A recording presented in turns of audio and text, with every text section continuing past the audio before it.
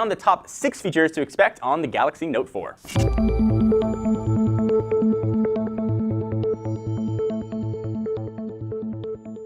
Number 1, a quad HD display and some fresh hardware I sort of threw in there under that same number 1. This one's pretty much a given at this point. We're definitely expecting Samsung to reveal a 5.7-inch quad HD display with Samsung Galaxy Note 4, which will help it compete hopefully super aggressively against the already ridiculously awesome and badass LG G3, which already's got that same high-resolution screen.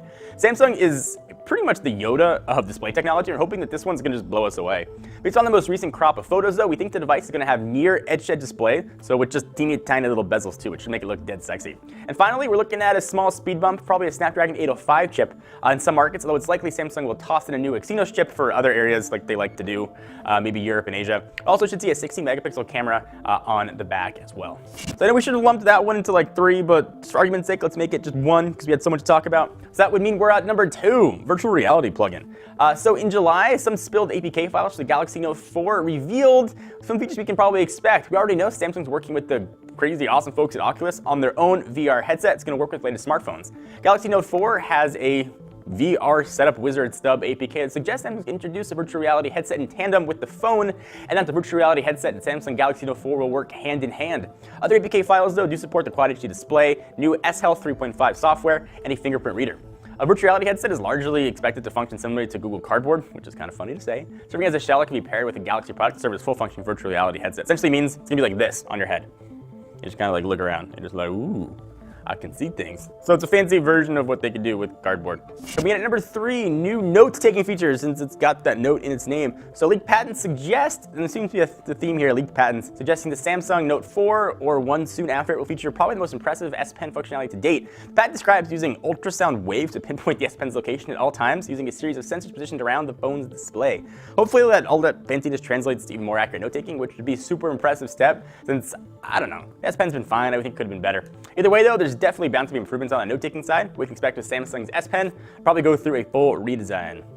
Coming in at number 4, an improved industrial design. So we got to see leaks earlier this week and they looked pretty awesome. So the Note 4 looks super thin, as you'd expect, has premium looking chamfered edges, which sounds super familiar. The Samsung exec recently confirmed that one of its coming devices will employ a new use of metal instead of plastic. And earlier this week's images might reveal a little bit of metal, but we're largely expecting the material to be saved for the rumored Galaxy Alpha. The back of the Samsung Galaxy Note 4, and this is just the Note 3, appears to have some of the same sandstone material which we loved on the OnePlus One, and it should be pretty awesome, combined with sort of the faux leather look we saw on the Note 3. Overall, though, expect a super thin design with more refined body in addition to premium features like I mentioned before, Quad HD display, which Samsung makes killer screen that should look really awesome on a bigger phone. Coming in at number 5, so many sensors, you just can't handle it. The latest batch of photos that we saw earlier this week, where a lot of this stuff is coming from, should suggest we're going to see the same sensors that we saw on the Galaxy S5, on the Note 4, including fingerprint sensors. So that should be pretty freaking sweet. So I know that's not a big surprise. We saw it on the S5. It should make its way to the Note 4. The addition of the expected fingerprint reader, though, could be kind of new. Don't have that on the Note line now, but it's of course on the S5. One report, though, did mention Samsung toying with adding a UV sensor on the back of the phone, so you know when to put on sunscreen.